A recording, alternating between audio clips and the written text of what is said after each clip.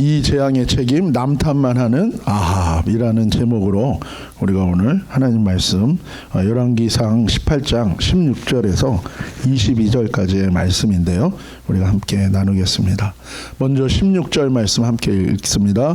오바댜가 가서 아합을 만나 그에게 말하매 아합이 엘리야를 만나러 가다가 아멘.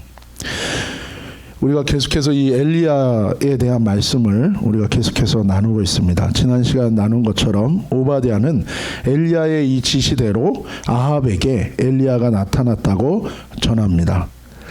사실 우리가 지난 금요일 날 살펴본 말씀처럼 오바댜가 그렇게 주저했죠.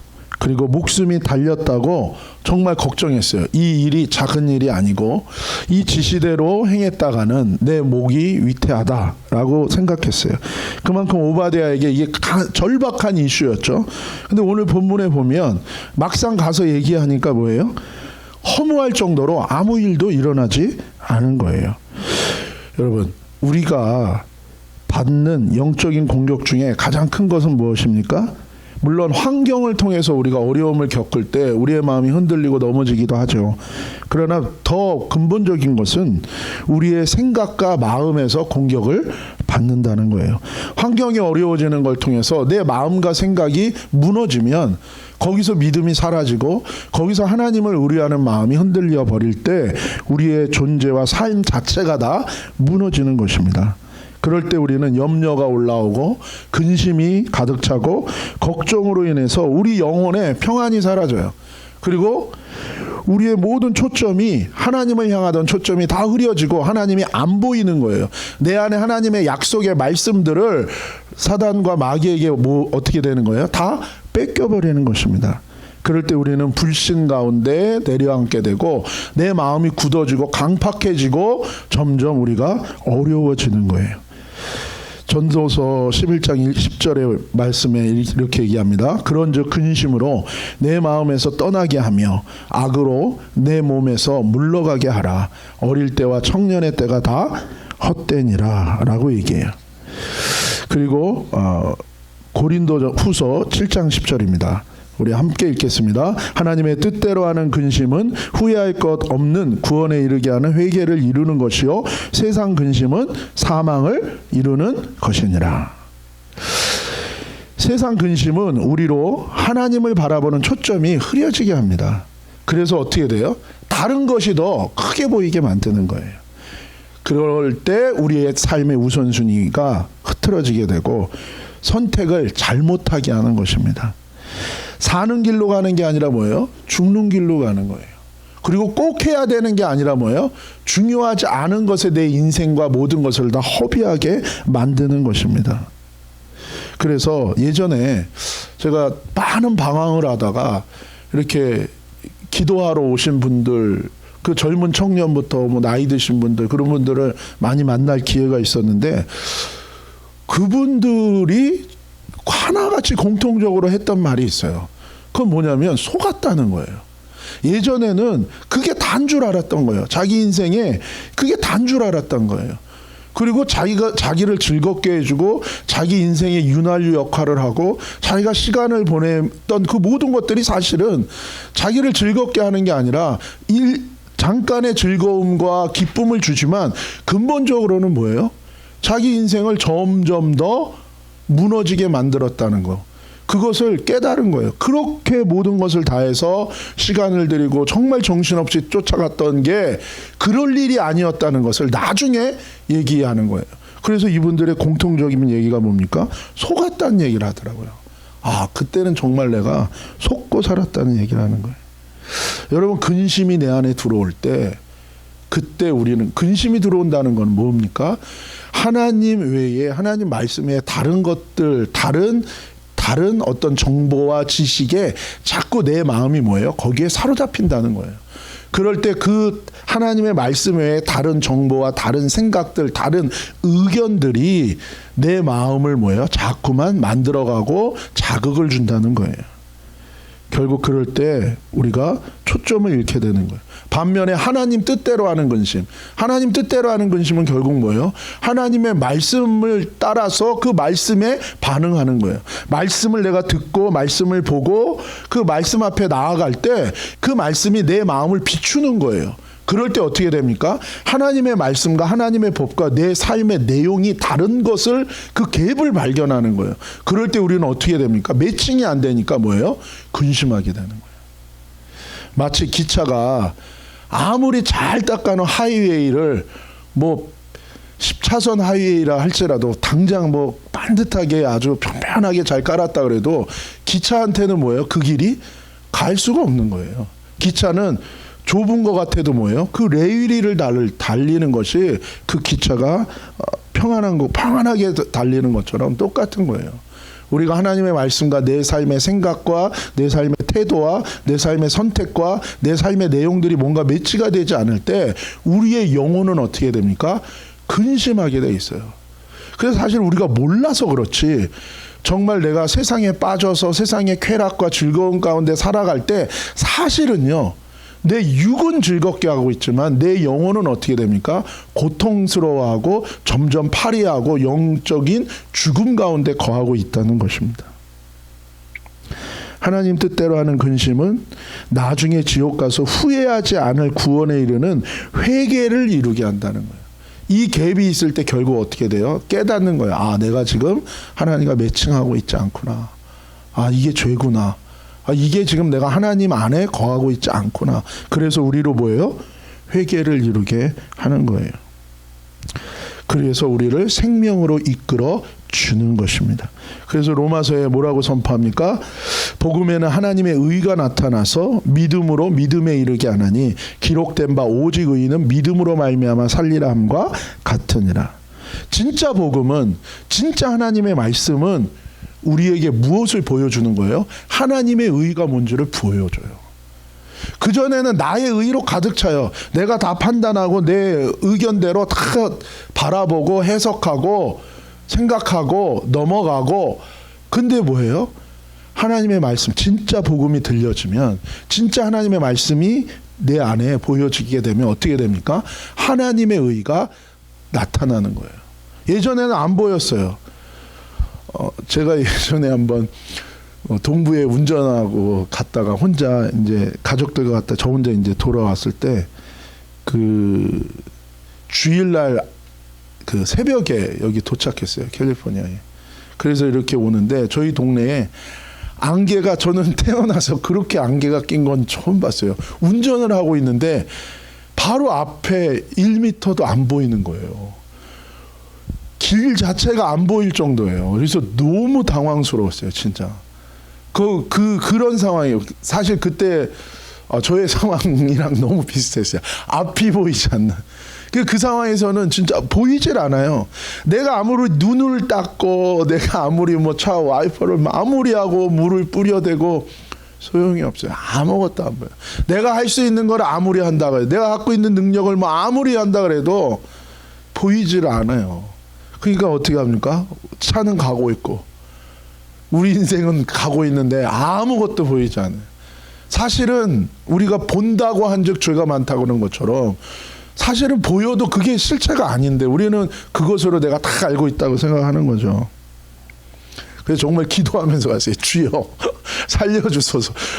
그 기도밖에 안 나오더라고요. 근데 우리가 교만하다는 것이 우리가 조금 눈으로 보이는 것 때문에 우리가 다 안다고 생각하니까 우리가 하나님을 의지하지 않는 거죠. 우리가 했던 경험들, 심지어는 영적인 어떤 체험들까지도 우리가 의지하고 하나님을 전심으로 그때 그 시에 이 순간에 하나님을 의뢰하는 마음을 갖지 못하는 경우가 참 많은 것입니다. 근데 진짜 복음이 들려지면, 진짜 복음이라는 게 여러분 다른 게 있는 게 아니에요. 뭔가 꾸밈을 많이 해서 아주 훌륭하게 설명한 게 아니라 하나님의 말씀, 하나님의 도 그 자체가 그냥 전해지는 것입니다. 그래서 여러분 전도는요 설득이 아니에요. 사도 바울이 뭐라 그랬습니까?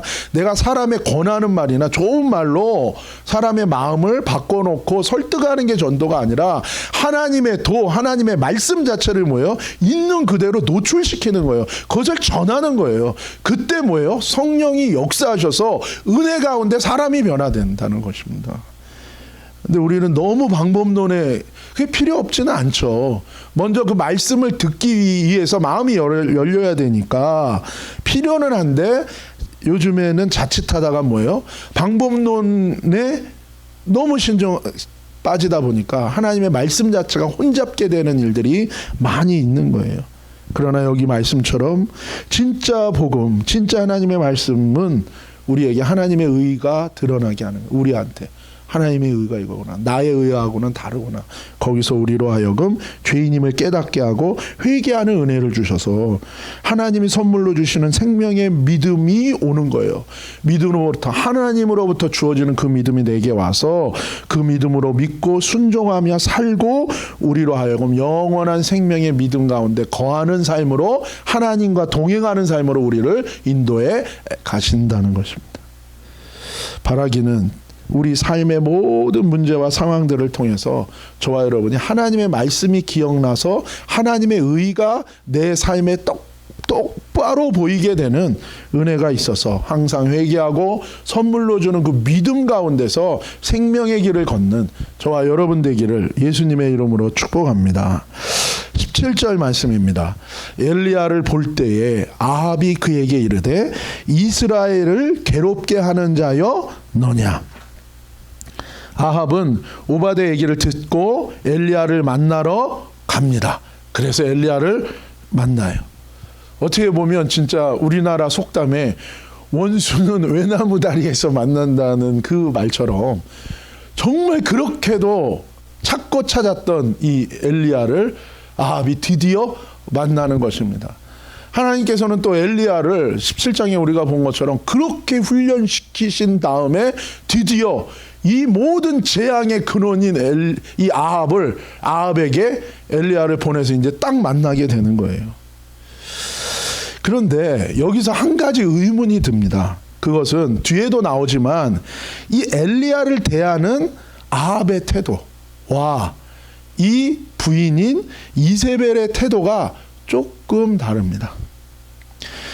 사실 아합이나 이세벨이나 엘리야에 대해서 엘리야를 존중하거나 그의 전하는 하나님의 메시지에 귀를 기울이지 않는다는 것은 둘 다 똑같아요.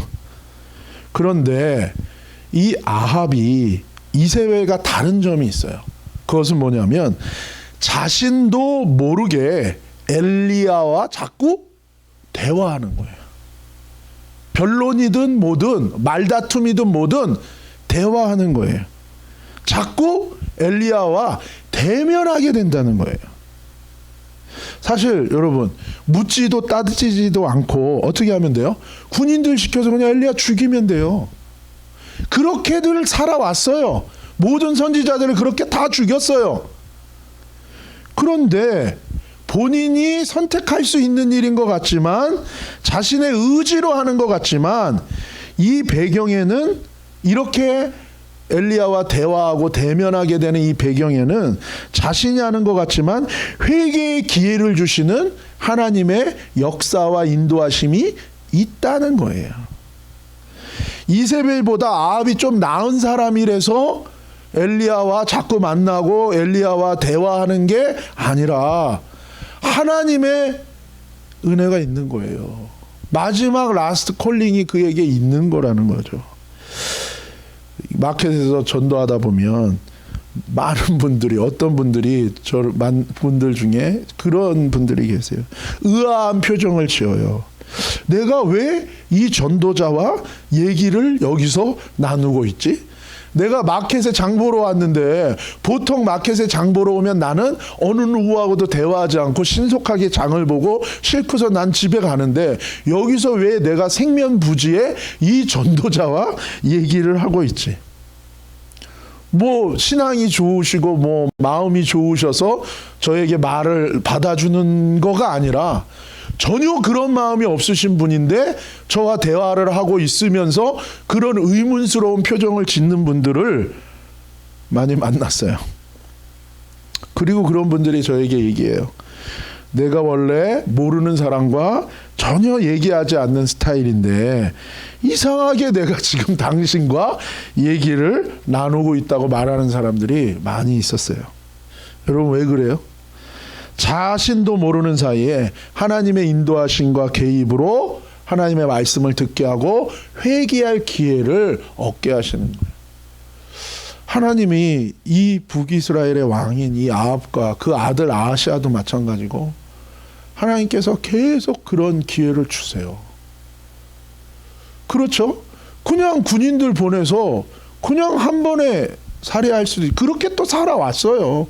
근데 자신도 모르는 사이에 엘리야와 대화를 하고 대면을 하고 여기에는 하나님이 그를 향한 하나님의 개입하심이 있는 거예요.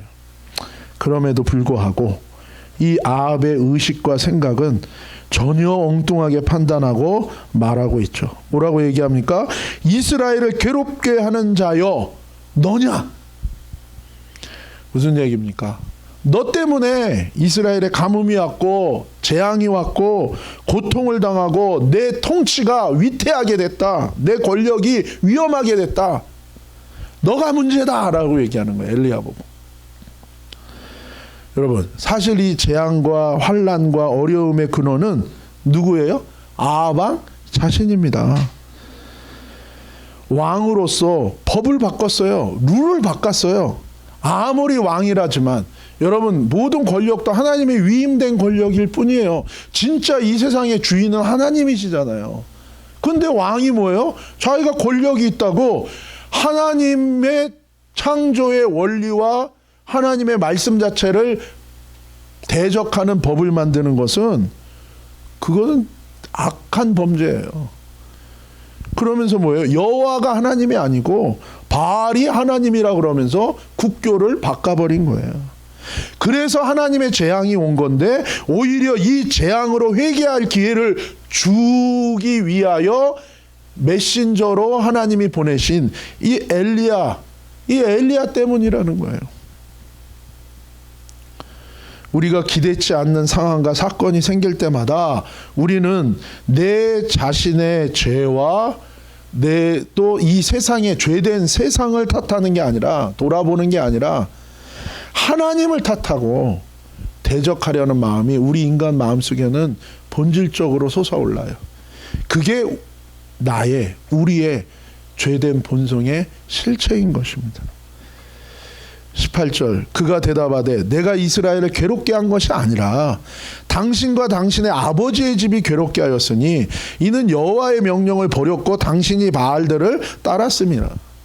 당신뿐만이 아니라 당신의 조상들 그 왕들이 계속해서 하나님의 말씀과는 전혀 다른 통치를 했고 전혀 다른 법을 만들어서 하나님의 말씀을 대적하고 죄를 저지르고 많은 사람들을 죽이고 억압하고 그렇게 당신들이 바알들을 따랐고 그래서 괴롭게 된 것이 아니냐. 여호와의 명령을 버렸고 그리고 악한 우상을 따라갔다. 거짓을 따라갔다. 엘리야는 명확하게 분명하게 선포하는 거예요. 나 때문에 재앙이 온 게 아니다. 당신과 당신의 아버지 집 가문 당신들의 이 통치 때문에 잘못된 통치 때문에 잘못된 법 때문에 이 환난과 재앙이 온 거다라고 얘기하는 거예요. 하나님을 버리고 바알을 따랐고 진실을 버리고 거짓을 따랐고 생명의 근원을 버리고 죽음의 근원인 욕심과 정욕과 죽음을 따라서 통치했기 때문이다. 여러분 개인의 삶 속에서 하나님의 말씀을 대적하고 하나님의 말씀과 다른 자기의 정과 욕심을 따라 자랑을 따라 살면 환난이 오고 재앙이 올 수 있어요. 그리고 물론 심판이 오죠. 그 전에 재앙과 심판을 보내서 회개하라고 흔드시는 거죠. 마찬가지로 사회도 마찬가지예요. 이 사회가 하나님의 법과 전혀 다른 법을 만들고 자신들의 인간의 권력과 하나님으로부터 위임받은 그 권리를 가지고 하나님의 말씀을 정면으로 대적하는 사회 시스템을 만들고 사회 법을 만들고 국가의 법을 만들고 국가의 시스템과 체제를 만든다? 여러분, 그건 반드시 멸망합니다. 그래서 하나님 뭐예요? 죽기 전에 재앙과 환난을 통해서 흔드는 거예요. 왜요? 죽지 말고 살라고. 세상은 눈에 보이지는 않는 하나님, 우리 마음대로 하면 어때? 여러분, 계속 할 수 없습니다. 반드시 망합니다.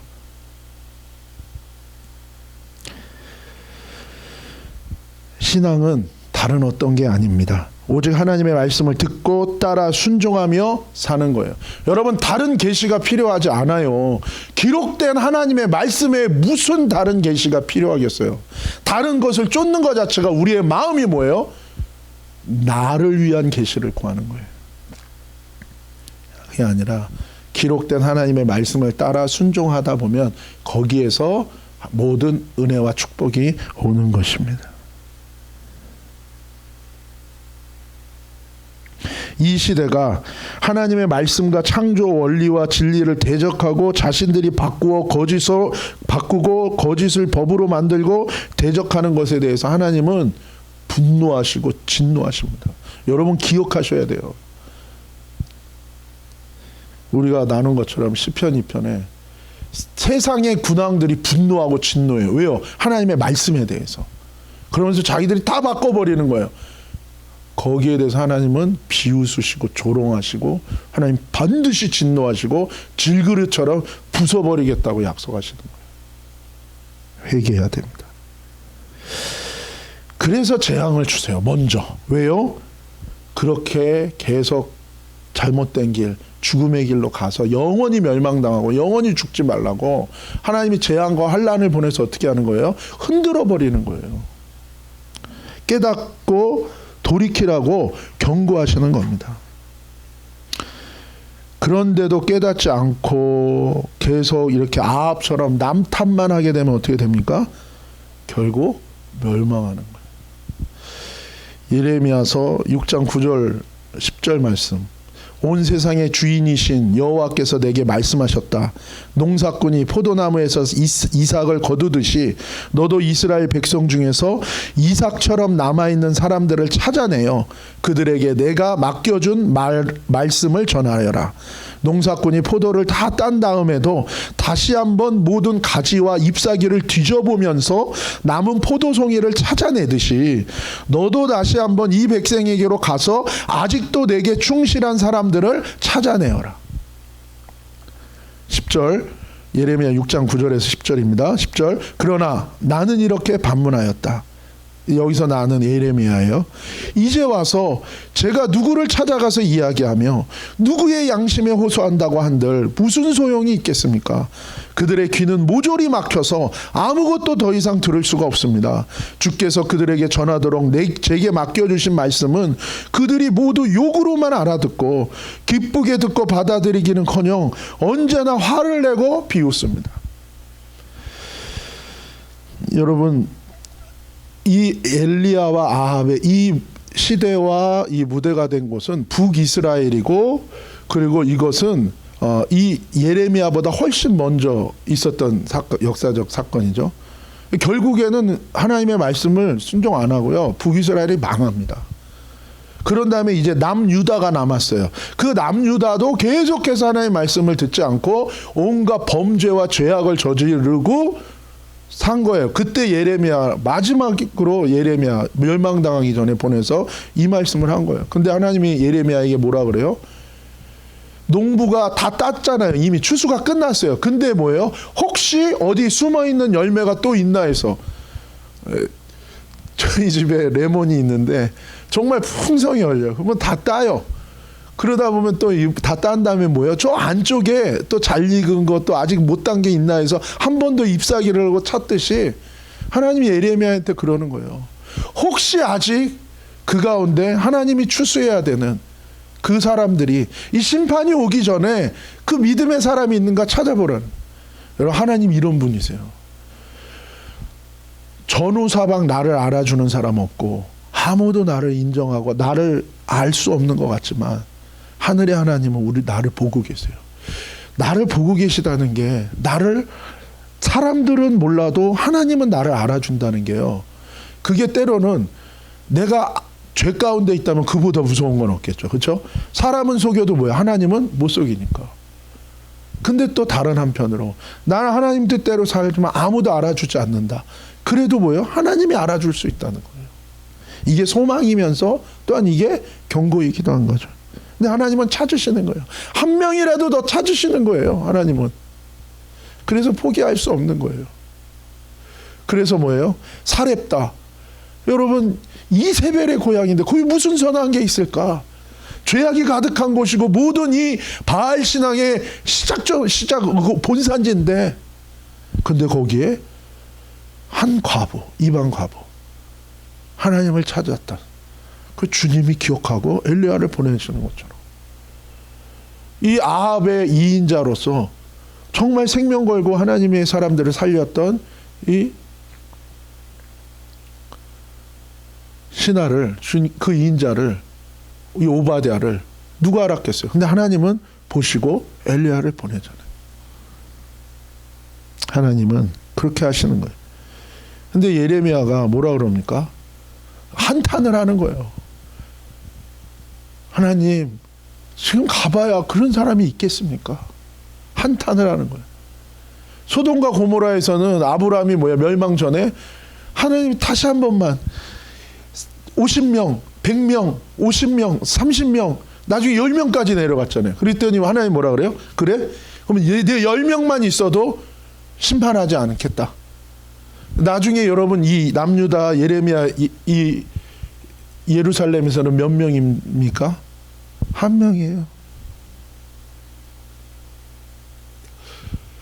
한 명만 나의 의인이 있어도 내가 멸망시키지 않겠다는 거예요.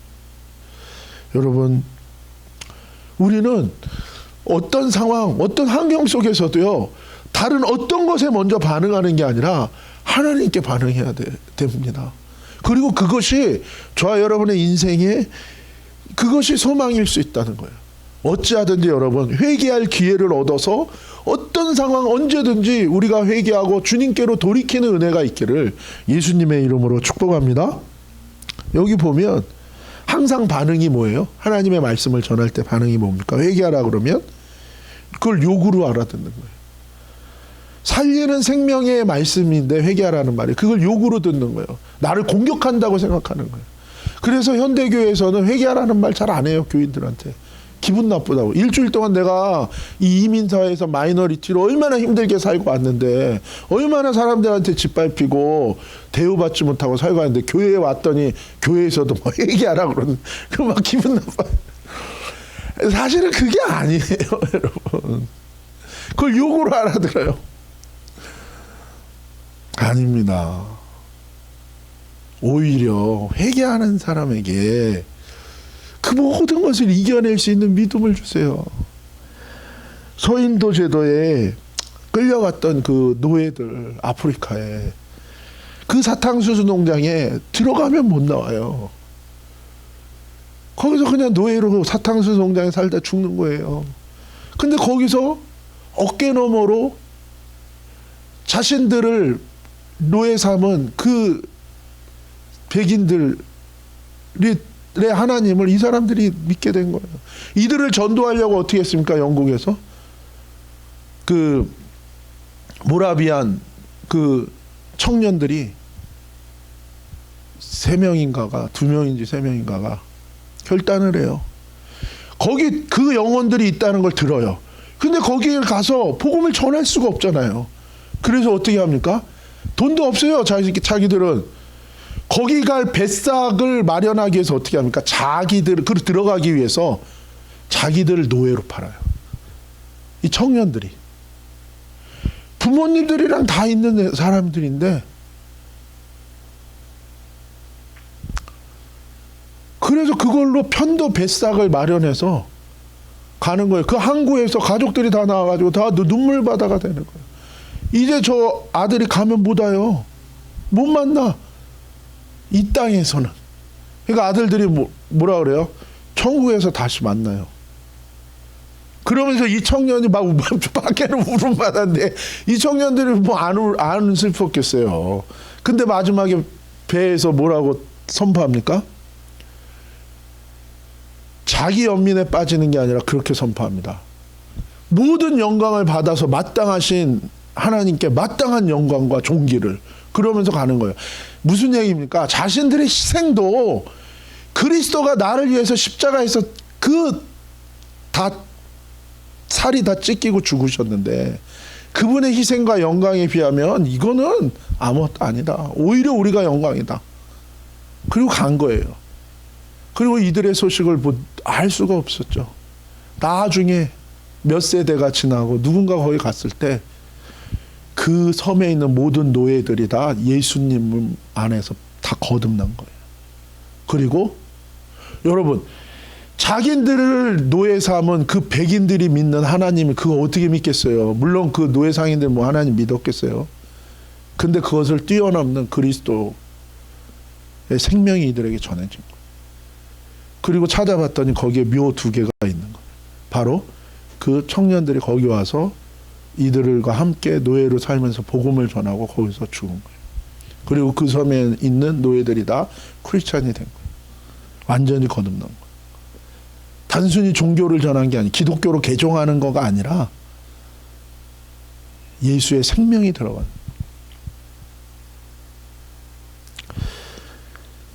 욕으로만 알아듣는 거예요. 그래서 반응은 뭐예요? 화를 냈거나 조롱하는. 원래 그렇습니다, 여러분. 회개하는 자에게는 이 복음이 생명이지만 그렇지 않은 자들에게는 뭐예요? 어리석음이 될 수밖에 없어요. 아니면 진노의 대상이거나. 그래도 우리는 뭐예요? 하나님의 말씀을 전해야 되는 것입니다. 그래서 하나님이 흔드시는 거예요. 회개하라고. 죽지 말라고. 근데 우리의 육으로 반응할 때는 그게 뭘로 들려요? 귀찮게 들리고 그게 나를 욕하는 걸로 들려요. 아닙니다. 19절입니다. 그런즉 사람을 보내요. 온 이스라엘과 이세벨의 상에서 먹는 바알의 선지자 450명과 아세라의 선지자 400명을 갈멜산으로 모아 네게로 나오게 하소서. 아합이 이에 이스라엘의 모든 자손에게로 사람을 보내 선지자들을 갈멜산으로 모으니라. 엘리야가 전격적인 제안을 합니다. 물론 이 제안은 엘리야에게서 나온 것이 아니고 하나님에게서 나온 거죠. 여기서 바알과 아세라가 나오는데 이거는 부부신이에요. 바알이 남자신이고 아세라가 여자신이. 부부 우상. 그 우상을 섬기는 선지자들이 850명인 거예요. 그 거짓신의 메시지를 전하는 선지자들과 여호와 하나님의 유일하신 신. 그렇죠, 여러분. 이 세상의 신은요 딱 한 분밖에 없어요. 하나님밖에. 영적인 존재들은 있어요. 누굽니까? 천사들 중에 아직 하늘에 있는 천사들, 타락한 이 사탄과 귀신들, 그들도 옛날 전직 천사들, 그리고 인간들도 영적 존재죠. 근데 인간은 육체 가운데 영이 거하고 있는 거죠. 그 영적인 존재, 하나님도 영적인 존재시죠. 그러니까 눈에, 이 육체의 눈으로 안 보이지만 영은 있는 거죠. 천사들도 다 안 보이지만 있는 거죠. 영적 존재들은 하나님도 영적 존재예요. 그래서 인간이 느낄 때 이 타락한 이 사탄과 귀신들도 뭐예요? 신처럼 느껴지고 영적 존재니까. 그러나 영적 존재라고 신은 하나님밖에 없는 거예요. 나머지는 다 영적 존재라도 피조물인 거예요. 유일하신 신은 한 분이에요. 그분의 메시지를 전하는 사람 한 명, 엘리야. 그리고 바알과 아세라의 거짓 신의 메시지를 전하는 850명. 그러니까 몇 대 몇으로 싸우는 거예요? 10대 1이 아니라 850대 1로 싸우는 거예요. 왜요? 1000만인이 나를 둘러 진친다 하더라도 내가 두렵지 않다. 왜요? 진짜 하나님은 하나님 한 분이니까. 온 세상에 온갖 가지 뭐 신화를 만들고 스토리를 만들고 그게 뭐 1000년 2000년 돼서 완전히 전설이 되고 레전드가 되고, 그래서 이것은 뭐 이 갈가메시라는 스토리가 있어요. 갈가메시 스토리. 이게 이 인류가 기록된 최고로 오래된 기록입니다. 근데 그 기록에 보면 뭐예요? 꼭 성경에 나오는 창세기에 대한 이야기가 비슷하게 다 나와요. 그래서 사람들은 뭐예요? 성경 기록은 이 갈가메시 기록보다 훨씬 뒤에 나왔어요. 그러니까 뭐예요? 성경이 거기 거를 갖다 베꼈다고 얘기하는 거예요. 아니에요. 성경 기록보다 먼저 기록됐어요. 하지만 원래 하나님은 더 먼저 계셨잖아요. 하나님을 믿는 사람들도 더 먼저 있었어요. 이 갈가메시 기록 전에 노아의 홍수가 있었어요. 사람들 그거 다 알고 있었습니다. 성경은요, 성경은 어디다가 기록하는 거예요? 마음판의 색이라고 얘기하잖아요, 하나님이. 성경책 아무리 들고 다녀봐야 뭐합니까, 여러분? 그렇죠? 성경을 배구자면 뭐예요? 성경을 끌어안고 있으면 뭐예요? 그 성경이 내 마음판에 새겨져 있지 않으면 하나님의 말씀 없는 거거든요. 전에 사람들은 하나님의 말씀을 기록해 줄 필요가 없어요. 왜요? 하나님, 말씀이신 하나님을 직접 만나고 그 말씀이 마음에 새겨졌었으니까. 그런데 하나님을 떠나서 거짓을 만들고 그 거짓을 널리 퍼뜨리기 위해서 거짓의 신화를 짝퉁으로 먼저 기록을 한 거예요. 근데 지금 현대 사람들은 또 뭐라고 얘기해요? 기록으로는 성경보다 먼저 기록됐으니까 그 갈가메시 기록이 또 온전이라고 또 얘기하는 거예요. 그렇지 않습니다. 여러분 기억하세요. 성경은 어디다 새기라고요? 내 노트에다 성경 필사하는 거 뭐 좋습니다. 쓰는 거 좋아요. 근데 왜 성경 필사를 합니까? 나중에 자손들에게 물려주려고. 제가 전도하면서 만나는 그 백인 할머니가 계세요. 항상 뭐죠 이거? 그 담배인데 왜 이렇게 씨가 담배를 피고 차에 앉아서 근데 그 담배를 피러 어디 시험마켓에 오셔서 나무 그늘 밑에 주차해 놓으시고 꼭 거기서 피세요 항상. 그리고 포스가 장난 아니세요. 근데 이제 제가 가서 복음을 전하고 그랬는데 이분이 그런 얘기예요. 자기 집안에 내려오는 가보가 있대요. 그게 뭐냐면 거의 한 400년인가 뭐 한 200년인가 300년 된 하여튼 뭐 100년 이상 된 성경책이 있다는 거예요. 성경책. 그래서 오 대단하다. 그거 읽어봤냐? 그냥 유리창 안에 잘 모셔놓고 본인은 성경 안 읽어요. 근데 항상 이 할머니 만나면 차에서 나무 그늘 밑에서 차문을 열고 시가를 피면서 항상 뭘 읽고 있어요. 근데 보면 항상 소설책 뭐 이런 거를 읽어요. 집에 그 오래된 귀한 성경이 있는데 그거는 뭐예요? 가보로 내려오는 거라서 그냥 이렇게 전시해 놓고 그래서 제가 그랬어요. 할머니 그 유리창을 깨고 그 성경을 펴서 읽으시라고. 소설책만 읽지 말고. 여러분 성경은 마음에 적는 겁니다. 여러분 여기 보면 어떻게 아합이 선지자들을 이 바알과 아세라 선지자들을 모았는지 그 과정이 짧게 나와요. 뭐라고 얘기합니까? 20절에 아합이 이에 이스라엘의 모든 자손에게로 사람을 보내 선지자들을 갈멜산으로 모았대요. 이미 이 거짓신과 거짓신의 메시지를 전하는 거짓 선지자들이 백성들의 삶과 문화와 사상과 이 여론 속에 다 스며들어가 있는 거예요. 동네마다 마을마다 다 깊이 스며들어가 있는 거예요. 예전에 공산주의자와 사회주의자들이 혁명을 하기 위해서 어떤 전법을 썼습니까? 사람들의 삶의 뿌리 단위 동네로 들어가서 다 기반을 구축하는 거예요. 이미 뭐예요? 이 바알의 거짓 메시지와 사상과 이 선지자들이 백성들의 삶의 구석구석에 다 시스템적으로 배치가 돼 있다는 것을 보게 되는 거예요. 지금 시대도 똑같습니다. 나도 모르는 사이에 하나님의 말씀에서 떠나고 내 생각과 마음속에 온갖 세상의 거짓과 속임수를 받아들여서 나도 모르게 그 영향을 받고 생각하는 것마다 내가 마음속에 느끼는 것마다 그 틀을 가지고 보고 그 틀을 가지고 느끼게 될 때 하나님으로부터 하나님의 말씀이 점점 싫어지고 떠나게 만드는 것이 있는 거예요. 당시의 이스라엘의 모습을 그대로 보여주는 것입니다. 요한복음 6장 32절에 35절에 뭐라고 말씀하십니까?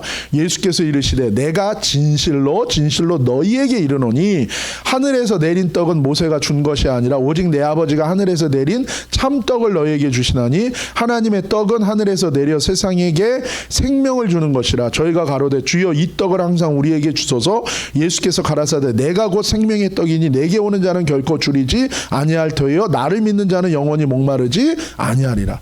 예수 그리스도가 생명의 떡입니다. 예수 그리스도의 말씀이 생명의 떡이고 생명의 음식이라는 거예요. 우리의 영원한 생명과 구원은 다른 데서 오지 않는다는, 진리는 예수님과 예수님의 말씀인 거예요. 세상은 거짓입니다. 세상엔 생명이 없어요.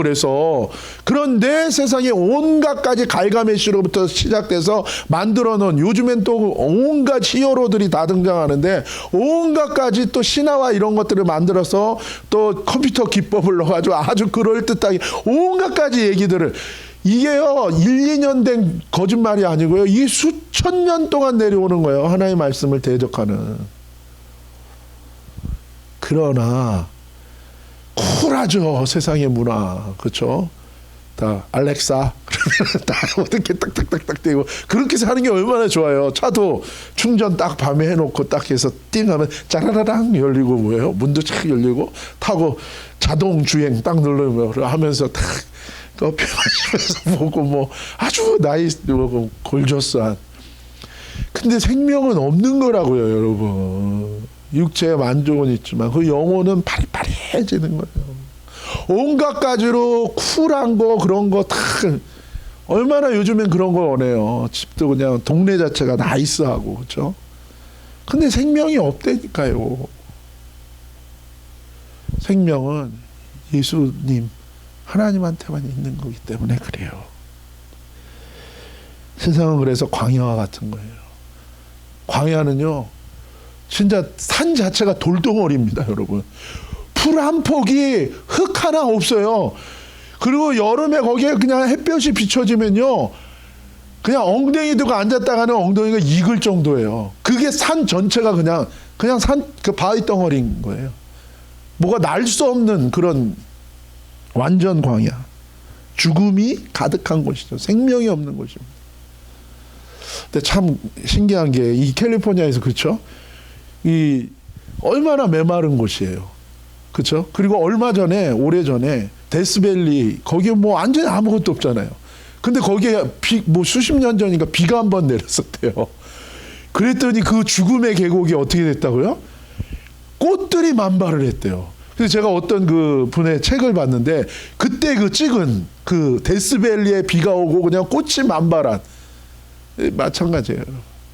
우리의 인생에 하나님의 말씀이 들려질 때, 생명이신 그분의 떡을 우리가 먹을 때 하늘의 생명이 내게서 나오는, 그 과정 속에는 회개가 있고, 그 과정 속에는 하나님 주시는 믿음이 있고, 그 과정 속에 하나님과 동행하는 순종이 있는 거예요. 거기가 거룩이 있는 거고, 거기 하나님의 영광이 있는 것입니다. 내 인생도 마찬가지입니다.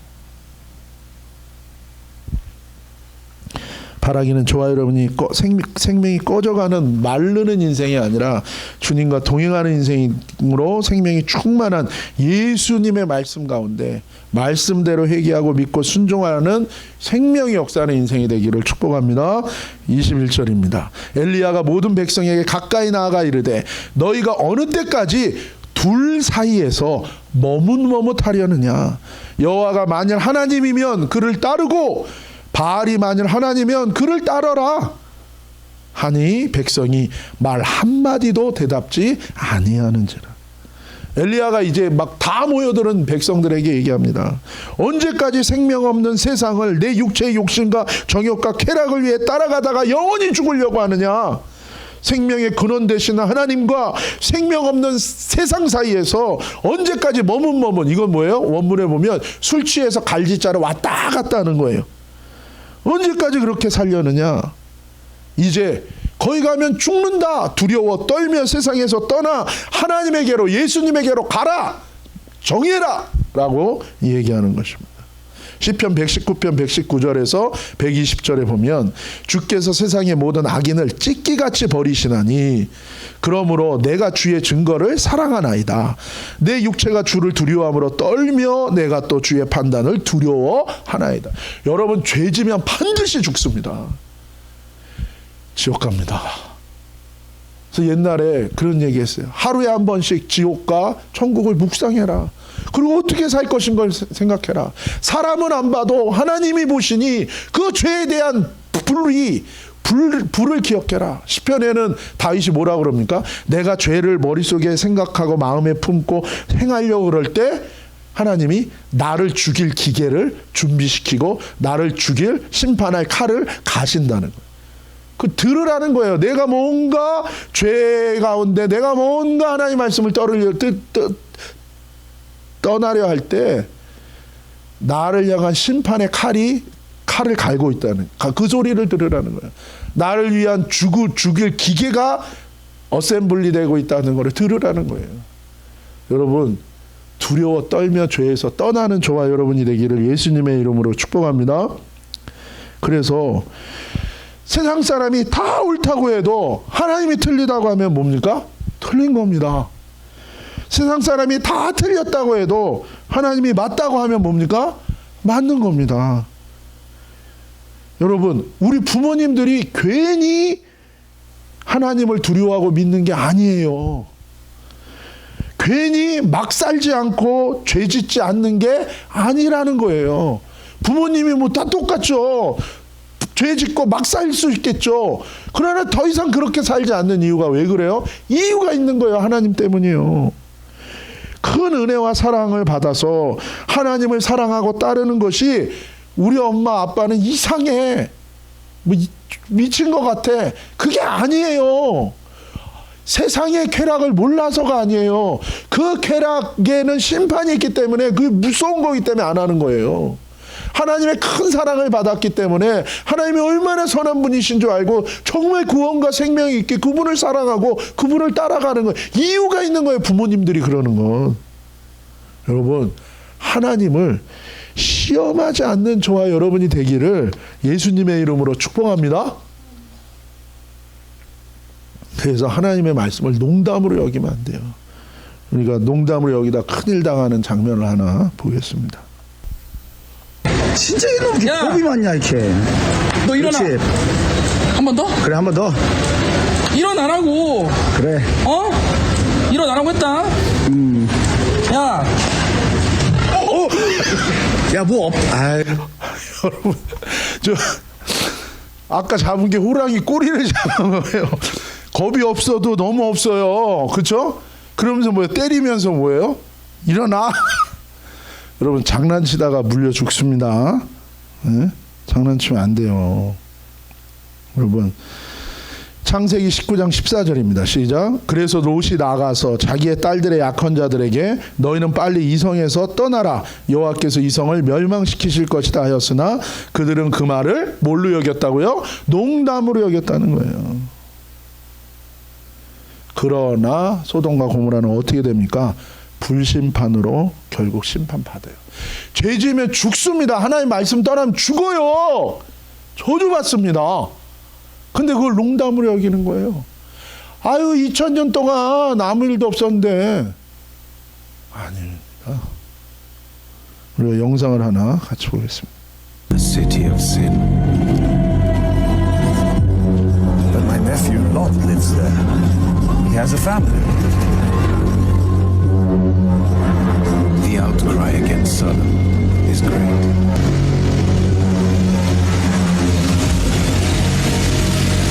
Going to destroy it.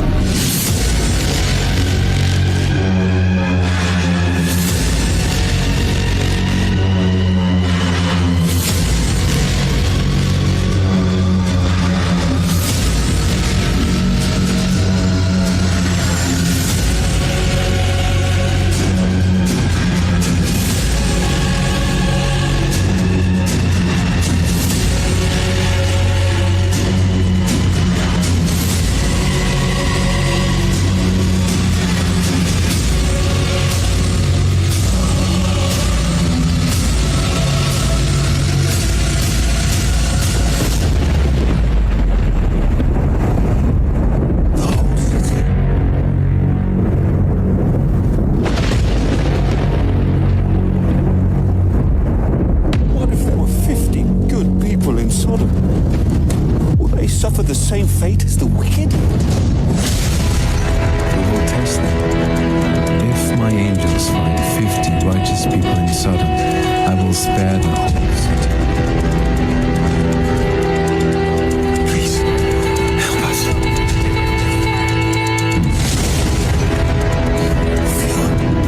30, 20. We will not destroy them, surely. Please, help us. Please.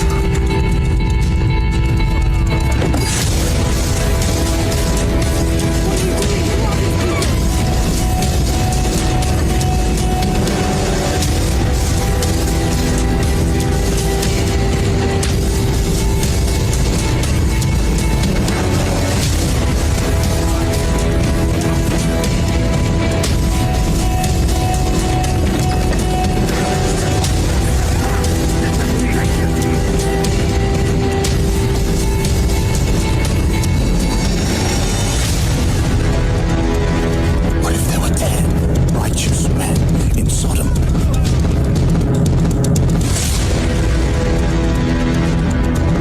Even if I find only 10, I will save the whole city.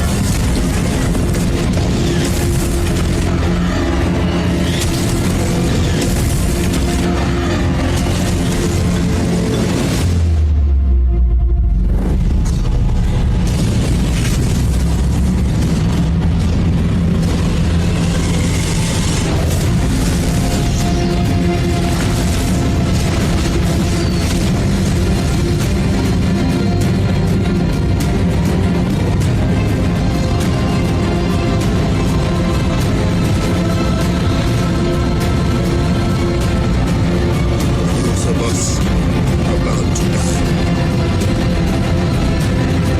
Where's our exit?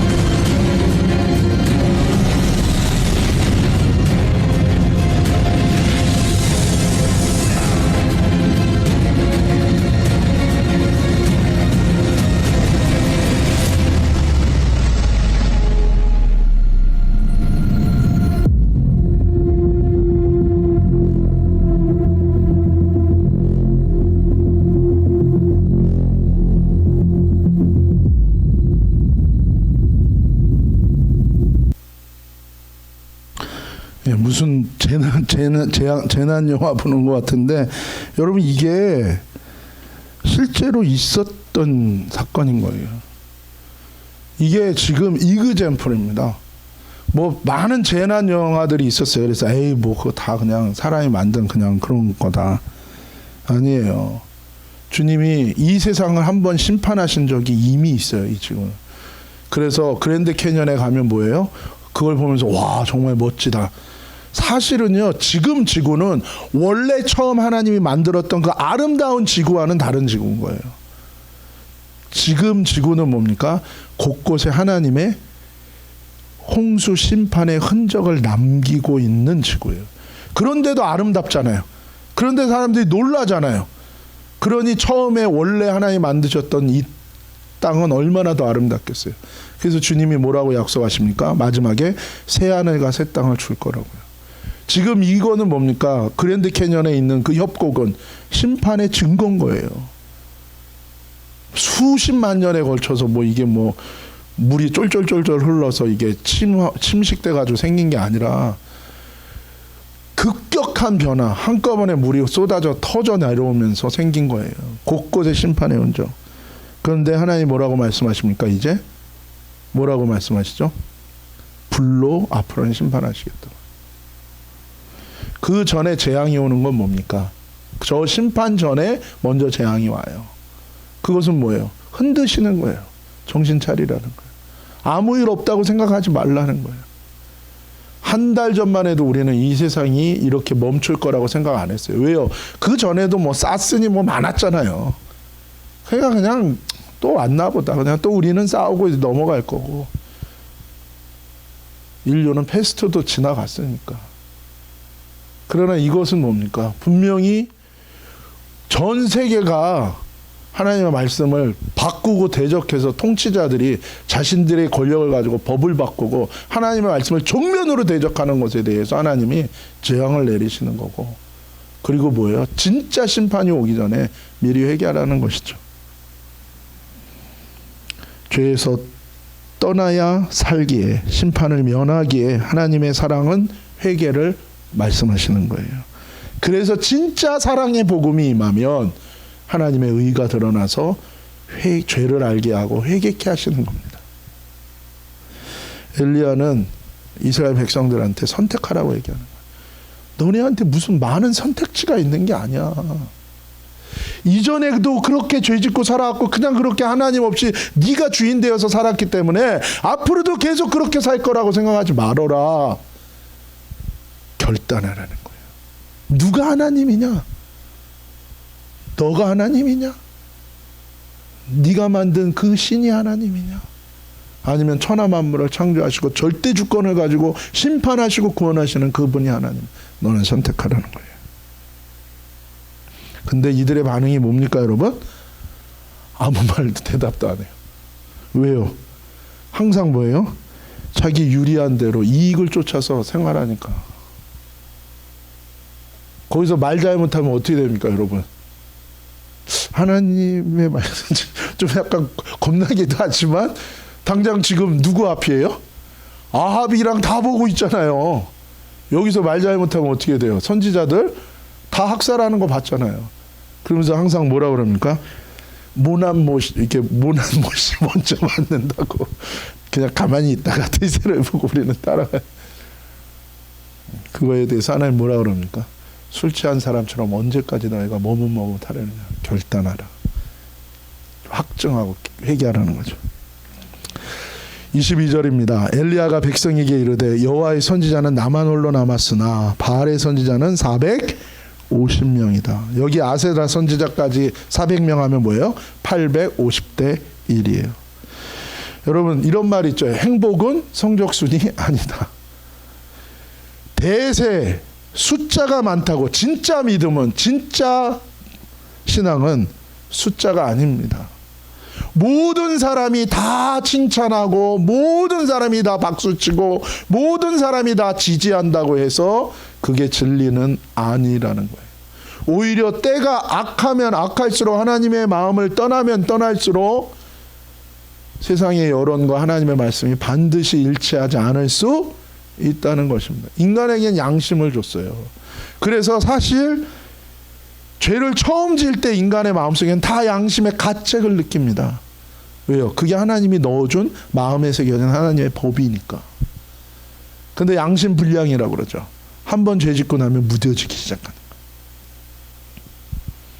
그런 다음에 그런 마음들이 모인 여론과 대세를 따라가고 그런 사회 현상을 쫓는 거 진리 아닐 수도 있어요. 여러분 육체를 죽여도 영원한 것은 우리 영혼이기에 우리가 누굴 따라갈지 결정하라는 것입니다. 마태복음 10장 28절 몸은 죽여도 영혼은 능히 죽이지 못하는 자들을 두려워하지 말고 오직 몸과 영혼을 능히 지옥에 멸하는 자를 두려워해야 됩니다. 마지막 잠언서 9장 10절 여호와를 경외하는 것이 지혜의 근본이요 거룩하신 자를 아는 것이 명철이에요. 누가 심판자고 누가 절대자고 누가 창조주고 누가 구원자인가? 하나님을 두려워하며 살아갈 때 온갖 우리가 어떻게 살아야 되는 지혜와 모든 것이 우리에게 임할 줄로 믿습니다. 이번 한 주간 하나님께로 돌이켜 회개하라는 하나님 말씀 듣고 순종하며 주님과 동행하는 놀라운 하늘의 지혜가 임하기를 예수님의 이름으로 축복합니다. 기도하시겠습니다. 아버지 하나님 감사합니다. 이 시간 우리가 주님을 따르기를 원합니다. 하나님 함께 하시고 인도하여 주옵소서.